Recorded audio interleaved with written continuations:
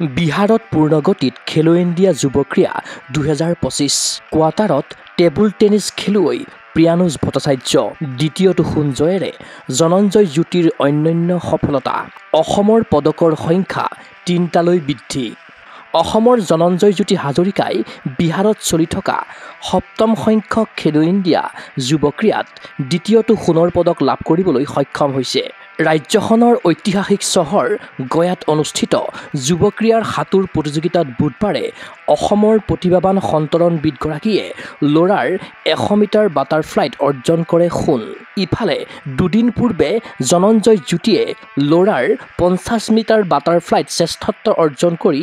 অসমক প্ৰথমটো সোণ জয়ৰ গৌৰৱময় সফলতা দিছিল প্ৰথমবাৰৰ বাবে এখন ৰাষ্ট্ৰীয় প্ৰতিযোগিতাত দুটাকৈ সোণ লাভ কৰি অন্যান্য সাফল্যৰ অধিকাৰী হৈছে জনঞ্জয় আনহাতে ক্ৰমাগত দুখন খেলো ইণ্ডিয়া যুৱ ক্ৰীড়াত 100 মিটাৰ বাটাৰফ্লাইত সোণ অৰ্জন কৰিও ৰাষ্ট্ৰীয় স্তৰত নিজৰ শ্ৰেষ্ঠত্ব অক্ষুণ্ণ ৰাখিবলৈ সক্ষম হৈছে জনঞ্জয়ে ইয়াৰ পূৰ্বে বিগত বৰ্ষত চেন্নাইত হোৱা ষষ্ঠ সংখ্যক খেলো ইণ্ডিয়া যুৱ ক্ৰীড়াৰ ল'ৰাৰ 100 মিটাৰ বাটাৰফ্লাইতো জনঞ্জয়ে সোণ অৰ্জন কৰিছিল সময় আছিল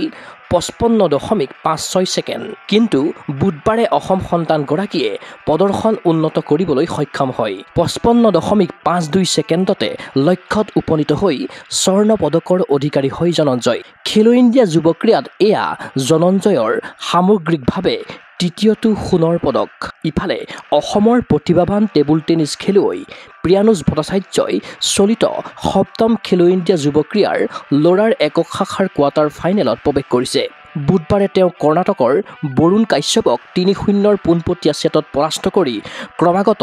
দ্বিতীয় জয়েৰে অন্তিম 8ত প্ৰৱেশ কৰে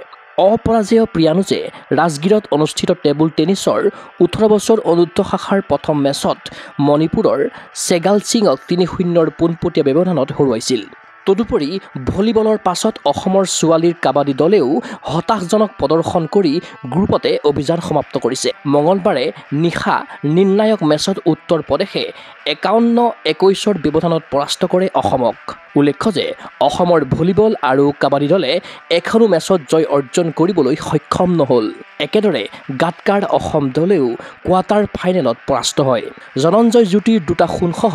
চলিত সপ্তম খেলো ইণ্ডিয়া যুৱ ক্ৰীড়াত এতিয়ালৈকে অসমে 3টা পদক লাভ কৰিছে অসমে সাঁতোৰতে 3টা পদক অৰ্জন কৰিছে অসমৰ হৈ আনটো পদক লাভ কৰে আন এগৰাকী নৱাগত জলপৰী শুভাংশিনী প্ৰিয়দৰ্শনীয়ে তেওঁ